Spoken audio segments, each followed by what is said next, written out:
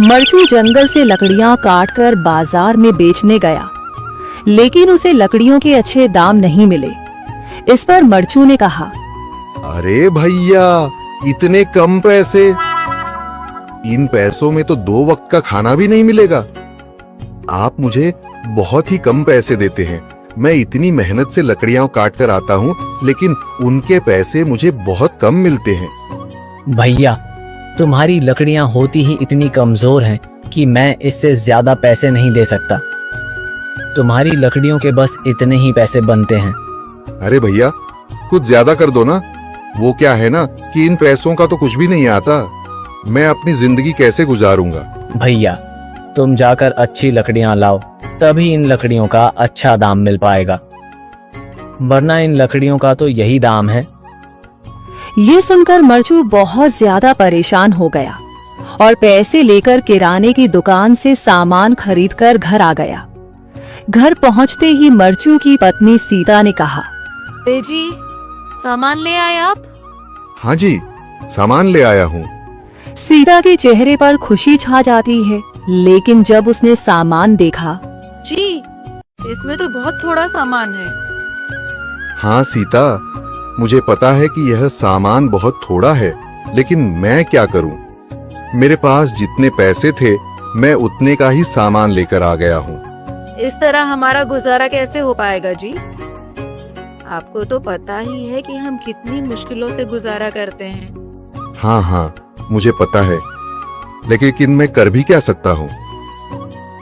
मेरे पास इतने पैसे ही नहीं कि हम एक अच्छी जिंदगी गुजार सकें। इतनी मेहनत कर रहा हूँ, लेकिन फिर भी मेहनत का फल नहीं मिल रहा। इतनी मेहनत से अच्छी लकड़ी काट कर आता हूँ, लेकिन मुनासिब दाम नहीं मिलता। मैं तो बहुत परेशान हूँ। क्या करूँ? कहाँ जाऊँ?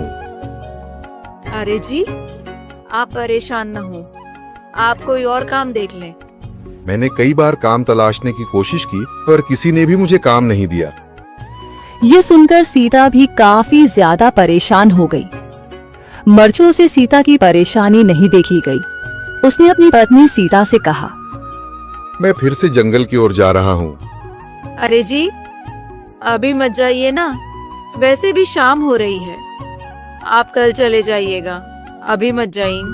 ठीक है, अगर तुम रोक रही हो तो मैं नहीं जाता। मैं कल चला जाऊंगा।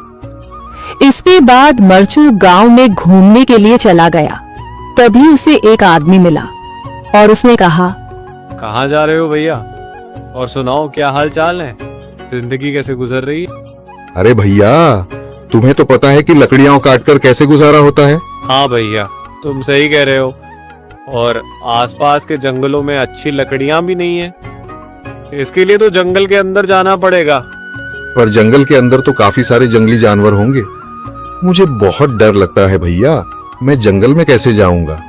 हाँ भैया, जंगली जानवर तो होंगे, लेकिन अच्छी लकड़ियां तो वहीं से ही मिलेंगी।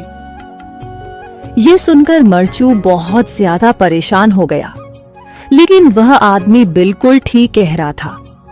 जंगल के किनारे की सारी लकड़ियां कट चुकी थीं। अब सिर्फ जंगल के अंदर ही अच्छी लकड़ियां बची थीं। अगली सुबह मरचू लकड़ियां काटने जंगल की ओर चल पड़ा। जंगल में आने के बाद मरचू ने कहा, अरे, यहाँ पर तो लकड़ियां ही नहीं हैं।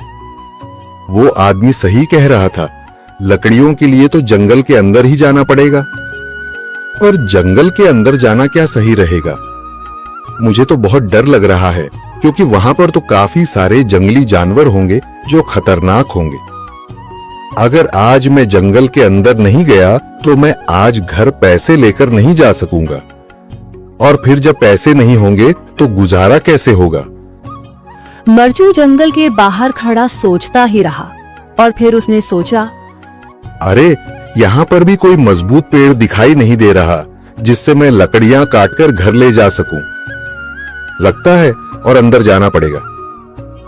यही सोचकर मरचू जंगल के अंदर चला गया। अंदर जाने के बाद उसने इधर उधर पेड़ देखे, पर उसे कोई भी अच्छा पेड़ दिखाई नहीं दिया। यह सोचकर मरचू जंगल के और अंदर चला आया।